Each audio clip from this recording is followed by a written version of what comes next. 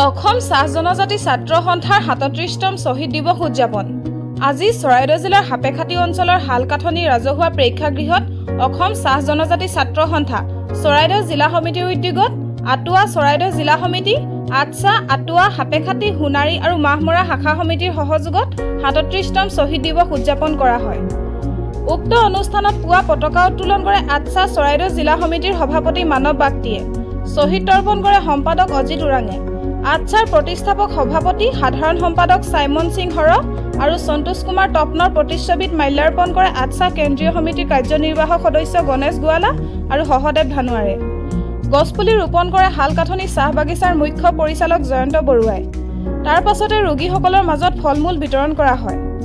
আটছা চৰাইদেউ জিলা সমিতিৰ সভাপতি মানৱ বাগটিৰ সভাপতিত্বত অনুষ্ঠিত হোৱা স্মৃতিচাৰণ সভাত আটছাৰ প্ৰাক্তন কৰ্মী যোগেশ সোণাৰ, অসম জাতীয়তাবাদী যুৱ ছাত্ৰ পৰিষদ চৰাইদেউ জিলা সমিতিৰ সম্পাদক লংকেশ্বৰ গগৈ, আটছা কেন্দ্ৰীয় সমিতিৰ কাৰ্যনিৰ্বাহক সদস্য গণেশ গোৱালা আৰু সহদেৱ ধানুৱাৰ, অসম ৰাজ্যিক সাংবাদিক সন্থা চৰাইদেউ জিলা সমিতিৰ উপসভাপতি ৰাতুল গগৈ, NB নিউজৰ সংবাদদাতা নৱদ্বীপ টিপমীয়া আৰু বহুকেইটা জাতীয় সংগঠনৰ কৰ্মী আৰু বহু সংখ্যক বিশিষ্ট ব্যক্তি উপস্থিত থাকে। চৰাইদেউৰ পৰা Ratul Gogoi report, any voice. Assam ছাত্ৰ সন্থাৰ জন্মলগ্নৰ পৰা জনগোষ্ঠীৰ উন্নয়নৰ উত্তৰণৰ কাৰণে এক গতানুগতিক ধাৰালে কাম কৰি আছে। চাহ জনগোষ্ঠীৰ অৰ্থনৈতিক, সামাজিক আৰু ৰাজনৈতিক সৰ্বোচ্চ প্ৰকাৰৰ বিকাশৰ কাৰণে যিসকল চাহ জনগোষ্ঠীৰ তেজাল যুৱকে জনগোষ্ঠীটোৰ কাৰণে প্ৰাণ আহুতি দিবলগীয়া হৈছিল, তেখেতৰ সৰ্বোচ্চ ত্যাগ কৰিবলগীয়া হৈছিল। তেখেতৰ নামত আজিৰ দিনটোত ৭ জুন তাৰিখে আমি তেখেতৰ শ্বহীদ হিচাপে ঘোষণা কৰি আজি আমি শ্বহীদ দিৱস নিচিনাকে পালন কৰিছো।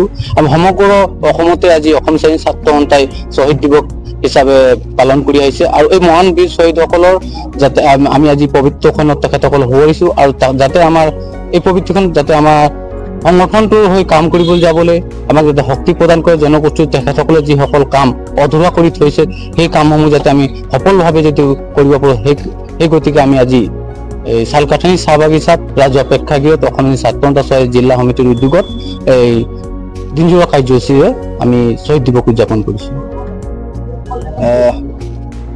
অসম চাহ জনজাতি ছাত্ৰ সন্থা 1988 চনৰ ৭ জুন তাৰিখে অসম বন্ধ কাৰ্যসূচী ঘোষণা কৰাৰ পাছত সেই সময়ত আটছা কৰ্মীসকলে বন্ধ ৰূপায়ণ কৰিবলৈ যাওঁতে নিজৰ জীৱন ত্যাগ কৰিবলগীয়া হৈছিল আৰু সেই সময়তে অসম চাহ জনজাতি ছাত্ৰ সন্থাই তেখেতসকলক শ্বহীদ হিচাপে, জাতিটোৰ শ্বহীদ হিচাপে ঘোষণা কৰিছিল আৰু সেই জাতিটো শ্বহীদ হিচাপে ঘোষণা কৰাৰ পিছত ৭ জুন তাৰিখে আমি অসম চাহ জনজাতি ছাত্ৰ সন্থাৰ তৰফৰ পৰা আমি শ্বহীদ দিৱস হিচাপে আমি পালন কৰি আহিছোঁ আৰু তাৰে আজি অসম চাহ জনজাতি ছাত্ৰ সন্থা চৰাইদেউ জিলা সমিতিয়ে আমি ৭ জুন তাৰিখ হালকাঠনি চাহ বাগিচাৰ ৰাজহুৱা প্ৰেক্ষাগৃহত আমি এদিনীয়া বৰ্ণাঢ্য কাৰ্যসূচীৰে আমি শ্বহীদ দিৱস উদযাপন কৰিছোঁ আৰু এই ক্ষেত্ৰত আমি অসম চাহ জনজাতি ছাত্ৰ সন্থাৰ পতাকা উত্তোলন, আমি পুৱা 9 বজাত পতাকা উত্তোলন আছিল, আমি ইতিমধ্যে পতাকা উত্তোলন কৰিছোঁ। 9:30 আমি 30ত আছিলে আমাৰ শ্বহীদ তৰ্পণ, ইতিমধ্যে আমাৰ শ্বহীদ তৰ্পণ হৈ গৈছে। ইয়াৰ লগে লগে আমাৰ অসম চাহ জনজাতি ছাত্ৰ সন্থাৰ প্ৰতিষ্ঠা কৰা চাইমন সিং হৰ ছাৰ আৰু সন্তোষ কুমাৰ তপনৰ ছাৰৰ যিটো প্ৰতিমূৰ্তি তেখেতসকলৰ পুষ্পাঞ্জলি প্ৰতিচ্ছবিত মূল্যায়ন কাৰ্যসূচী আছে। ইতিমধ্যে আমাৰ 10টা বজাত আমি ইতিমধ্যে আমাৰ নিমন্ত্ৰণ কৰি অনা অসম চাহ জনজাতি ছাত্ৰ সন্থা কেন্দ্ৰীয় সমিতিৰ কাৰ্যনিৰ্বাহক সদস্য সহদেৱ ধানুৱাৰ আৰু গণেশ গোৱালাদেৱ ইতিমধ্যে তেখেতসকল আহি আছে আৰু আমাৰ 11টা বজাত আছে গছপুলি ৰোপণ। ইতিমধ্যে আমি হালকাঠনি চাহ বাগিচাৰ পৰিচালক গৰাকীক আমি গছপুলি ৰোপণ হিচাপে নিমন্ত্ৰণ জনাইছোঁ, জয়ন্ত বৰুৱাদেৱক মুখ্য পৰিচালক। লগে লগে আমি আমাৰ বাগিচা অঞ্চলত তথা আমাৰ বিভিন্ন মেডিকেলসমূহত আমাৰ ৰোগীসকল আছে, তেখেতসকলক আমি আজি শ্বহীদসকলক স্মৰণ কৰি তেখেতসকলক আমি ফল মূল বিতৰণ কৰাৰ কাৰ্যসূচী আমি ৰূপায়ণ কৰিছোঁ। লগে লগে আমাৰ 1 বজাত স্মৃতিচাৰণ সভা আছে আৰু সেই স্মৃতিচাৰণ সভাৰ অসম চাহ জনজাতি ছাত্ৰ সন্থা চৰাইদেউ জিলা সমিতিৰ সভাপতি সন্মানীয় সভাপতি মানৱ বাগটিদেৱৰ সভাপতিত্বত আমাৰ স্মৃতিচাৰণ সভা হ'ব আৰু সেই সভাত আমাৰ প্ৰাক্তন আটছা কৰ্মীসকল আছে, আহি নিমন্ত্ৰণ জনাইছোঁ।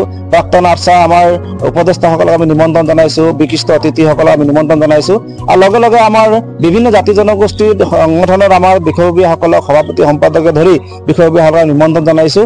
এই ক্ষেত্ৰত আমাৰ তেখেতসকলৰ উপস্থিতিয়ে আমাৰ জনগোষ্ঠীটোৰ কাৰণে কাম কৰি যাবৰ কাৰণে বা তেখেতসকলৰ উপস্থিতিয়ে আমাৰ যিসকল আটছা কৰ্মীসকল আছে তেখেতসকলৰ উপস্থিতিয়ে অধিক যাতে আমি অনাগত দিনত আমি জাতিটোৰ কাৰণে কাম কৰি যাব পাৰোঁ, তেখেতসকলৰ উপস্থিতি, তেখেতসকলৰ পৰামৰ্শ আমি বিচাৰিছোঁ। লগে লগে আমাৰ বৃহত্তৰ জনগোষ্ঠীটোৰ কাৰণে অনাগত দিনত আমি কেনেকুৱা ধৰণে কাম কৰি যাম, শ্বহীদসকলৰ কাৰণে আমি কি কৰিব পৰা যাব, তাৰ কাৰণে আমি আজি স্মৃতি স্থান সভাত আমাৰ আলোচনা হ'ব।